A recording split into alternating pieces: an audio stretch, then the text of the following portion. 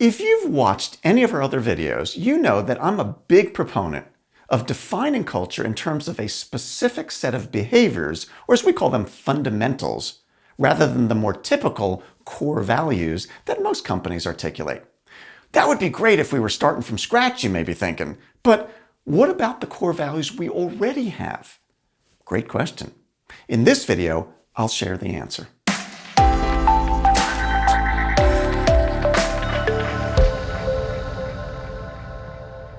One way that some companies have begun to use the power of behaviors to bring more clarity to their culture is to start with their existing core values and then to define behavioral statements for each value. For example, let's say you have 4 core values: integrity, quality, service, and respect. Under this method, you'd ask, well, what are the behaviors that help us to demonstrate integrity? And what are the behaviors that help us to demonstrate quality, etc.? And while this sounds like a perfectly logical approach, there's a reason that we actually don't recommend it. It's a subtle one, but really important issue. When we start with our existing set of core values, we're immediately introducing a limiter or a constraint to our thinking, and we may miss out on some really important behaviors. In my example, we're only going to think of the behaviors that tie directly to integrity, quality, service, or respect. But here's the issue. There are very likely some behaviors that could be really important to your success that you're never even going to think of. They're never even going to be in our conversation because right from the start, we limited ourselves to only the things that tie to those 4 values. Do you see what I mean? Now, to be clear, I'm not suggesting that these 2 methods are diametrically opposed. There might be 85% overlap, but there might be 15% of items that could be really important that you'd never talk about because they didn't tie directly to one of those core values.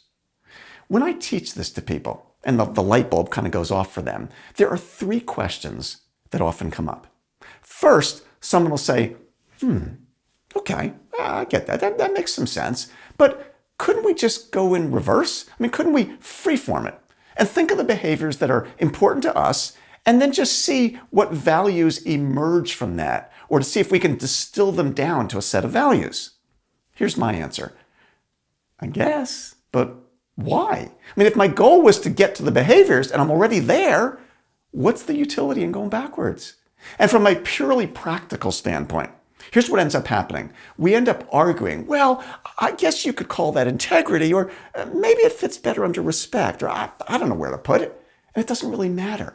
And then you get one person who raises their hand and says, hey, time out. Can we have a value called miscellaneous? Because I don't know where to put these 2. It's just not necessary. The second question I'll get is that someone will ask, well, aren't the values important as a means to provide a broader context for the behaviors? Don't they serve as guiding principles for situations that maybe aren't addressed in the behaviors? In theory, this is actually true. However, if we pitch the behaviors at the right level, this becomes really unnecessary. You see, behaviors, as you might guess, exist on multiple levels. On one level is what I call a standard operating procedure, or SOP. Fill out the form in triplicate. Make 7 sales calls a week. These are really important to your success, but they're not a definition of your culture. The language that I like to use for the behaviors that we're creating is what I call principle-based behaviors. Honor commitments is a principle, but it's an action. Get clear on expectations is a principle, but it's an action. Do what's best for the customer is a principle, but it's an action. By making our fundamentals principle-based behaviors, we get the clarity of behaviors, but we also get the overarching principle that's typically associated with a value. Okay, here's the third question I often get, and this is really important. I'll teach this to somebody and they'll say, okay, I got it. I can see the benefit of this. But where the heck were you 5 years ago? Because we've been talking about our core values for the past 5 years. They're on our walls. They're in our website. They're in our performance reviews. I can't possibly go back to my people and tell them we're going to scrap all that stuff. Now what the heck am I supposed to do? It's a great question. So here's what you do. We've done this many, many times and it works really well. If you have an existing set of core values that are important to you, and I'm not suggesting at all that they're not important, it's just that they may not bring the degree of clarity that we need. Here's how you handle it. Just for a moment, park your core values on the side. Allow yourselves the intellectual freedom to brainstorm your behaviors without any limits at all.